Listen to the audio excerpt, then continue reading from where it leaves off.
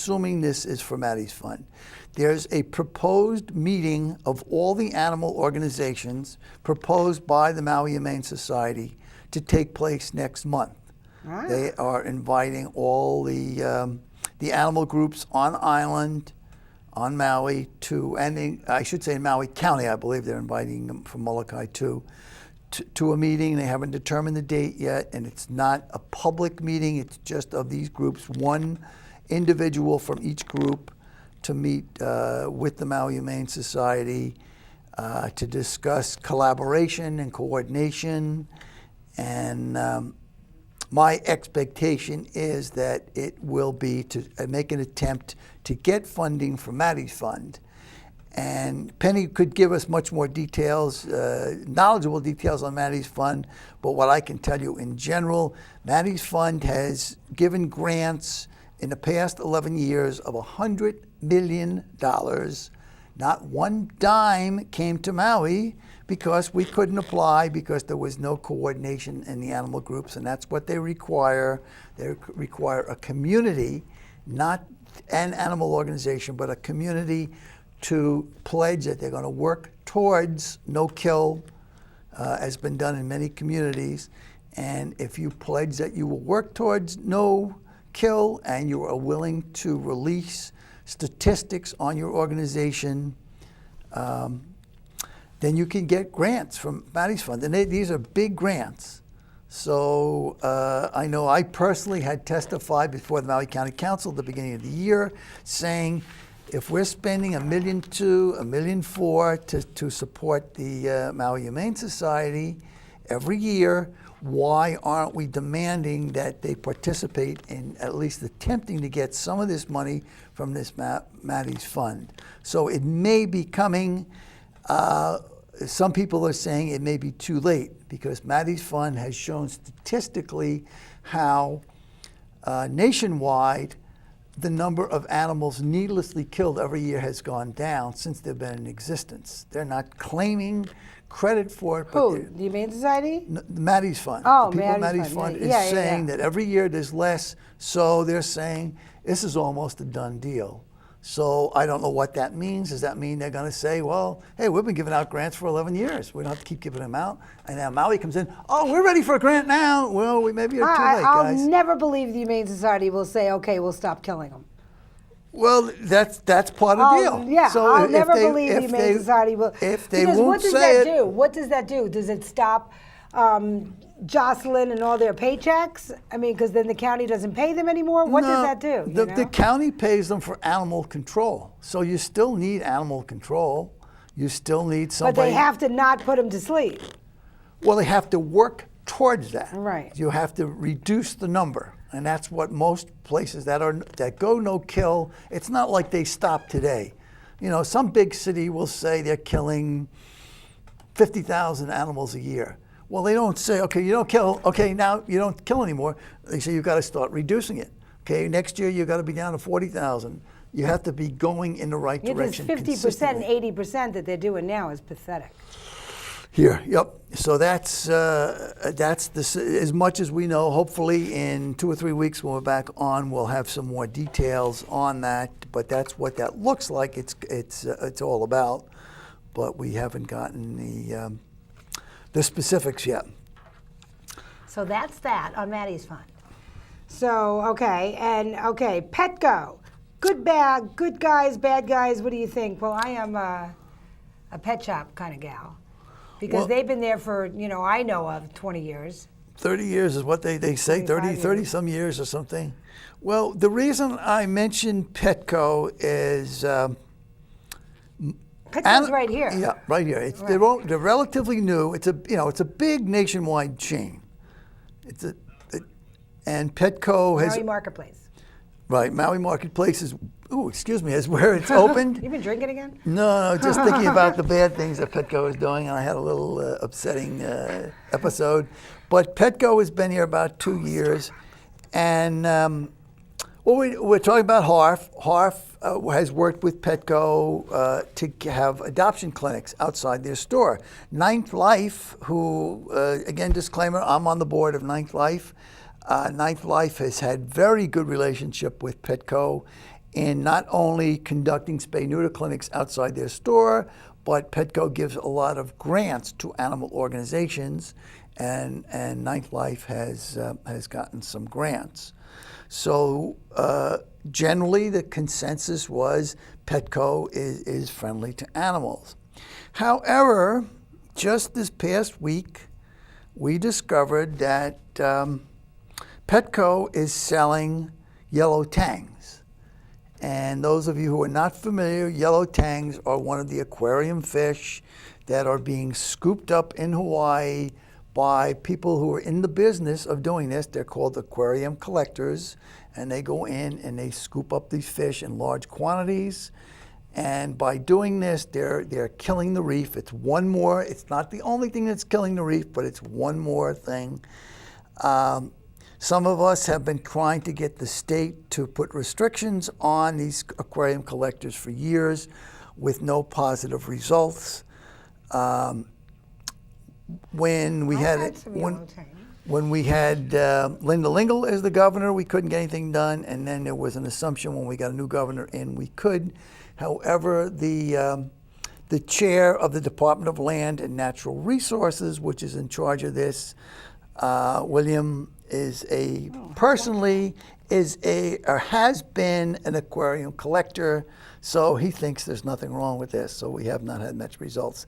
Now in Maui County, we have passed resolutions that have made it much more difficult for people to do this, because the general feeling is that you're taking a resource from Maui, from our reefs, and you're exporting it, and it's. But you don't know they're getting them from Maui. Do I know Petco is getting them from yeah. Maui? I don't know if Petco is getting them from Maui, simply because if you call Petco and say, I want to talk about these fish, they say, call the corporate office, and hang up the phone. So because most of them, like I've gotten yellow tangs from the pet shop, and they don't get them from there. Well, I don't know. If they won't talk to you, it's kind of hard. If you can't communicate, why aren't they willing to talk? Because most of the people are salespeople, and they say don't talk to anybody. The manager. You got to right. I don't have her name in front of me here, but I called and asked for the manager, and that's the answer. Call the corporate office, and if you the only reason I stopped yellow tangs, the only reason, not because with the reef, I didn't get them from here, is because they tend to get ick. And yeah, well, that's, so I don't most of them don't last in aquariums. They're not meant to be. They're not. It's like putting an elephant in a zoo. But I got clowns. I got other ones. But I have a 100-gallon fish tank. It's still not. It's still not the ocean. We'll just agree to disagree on this. Yeah, I mean, Teri. I've had the same fish for 8 years. So they seem to be doing fine. Yeah. Well, all I can do is look at the statistics and show, like, a yellow tang will live 40 years in the ocean. It'll live less than a year in a tank. Oh, but that's not. Mine is listed 8 years. It reaches the land. If you're shipping it to Japan, you're shipping it to the mainland. How many of them are dead before they get over there? I mean, I don't know. Sorry, my fish in my tank have listed like 8 years. I have a fish from Africa that I've had, I don't even know how many years. That's how long it's been. Well, I'm sure some do, but that's But it's the amount of fish that you put in that tank. I mean, I have one fish that's in a 50-gallon tank. Well, that's because he'll eat all the other fish. Yeah, well, but the fish aren't. To me, it's like it's taking a wild animal and putting it in a zoo and saying, "Oh yeah, he's happy locked up in that cage," just like that fish is locked up into this cage. If I let him free, he's going to get eaten. Maybe yes, or maybe he'll eat somebody else. But see, he loves me. He plays with little tires and little games. So that's the dilemma with Petco. Some of us love them, some of us hate them. Some of us say, gee, Petco, you're doing so good with the domestic animals. Why are you getting into... Oh, if they got into dogs or cats, then I'd be screaming. Into wild animals.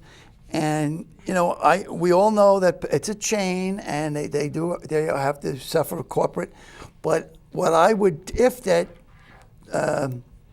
department head or whatever she is, the manager of that store, can use that, but it's her business that's going to suffer. When people say, well, I'm not going to shop there anymore, and then is she going to tell the corporate office, well, they won't shop here anymore because they're mad because all these environmental organizations are coming in here and saying, don't shop at this store, and her business goes down, and people say, don't shop. I know Costco, we talked about Costco with the Canadian seafood products. with the product. The local Costco store had reef fish that they were selling dead, for food.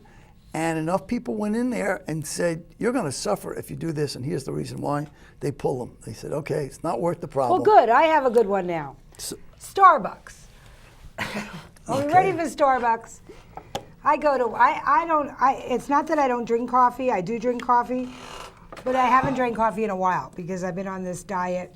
10 more pounds, folks. 10 more pounds. I'm back to my size 6.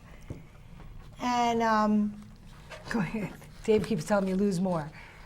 And so what happened was I finally get to Starbucks. I had a little time before work. I'm on my way to the airport. I'm going to fly, So I go to Starbucks and I get the latte peppermint mocha. Well, you're not talking coffee. You're talking sugar and all this crap. Thing, and I'm going to go. That's and not I see coffee. these 2 little sandwiches they have, and I'm going to get that too. And they put it in a bag. I'm a happy girl. I'm on my way to work, and I see. I get into the office, and I see my bag. I have this Coach bag, and it's beige, and I'm like, what is on this? And I get into the office, and I see coffee all over the bag, all over the coffee, all over everything. And we have this wood table with the glass inlet, and it gets under the inlet. It gets, my girlfriend and I had to pick up the liquid runs downhill. So I'm like, what the hell? So I look to see what it is, and there's like this little tiny pinhole in the coffee cup. So it leaked out of everything. So we call Starbucks immediately, and I tell her, the coffee spilled all over my bag, blah, blah, blah. I was not a happy girl. Do you want me to bring the cup back and show you what it did? She said, no. You could throw away the cup. We'll make this report right now. I'm so sorry. We'll send you certificates, and I'll send it to my insurance, and yada, yada, yada. What kind of bag? I said, Coach, I'm not asking for a new bag.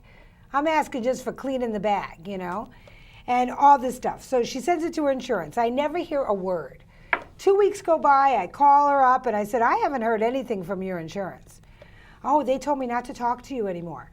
And I said, can I have the insurance company? So they give me the insurance company. I called that day. They said, oh, he'll call you back within the hour. Never heard from him again. Call about a week later, and the guy goes, do you still have the cup? I go, excuse me? Your manager told me to throw away the cup. And they said, we see in our notes it said, you need to have the cup. Is this a scam? I said, are you guys scamming me here? Because they haven't even asked me what I want. They didn't even ask me what I want. They don't want to pay anything because as soon as they paid I'm a you, loyalty card member. As soon as they paid you, they would have 1,000 other people who would be taking pins and sticking them in the cup and saying, I am a loyalty card member, that I buy all the time.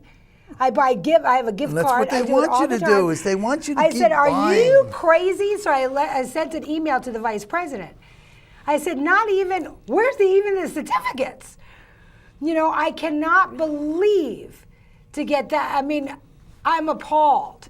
So I had these people that came in to the airport the other day, and they go, oh, we were looking for a Starbucks. I go, don't go to Starbucks. And I told them the reason.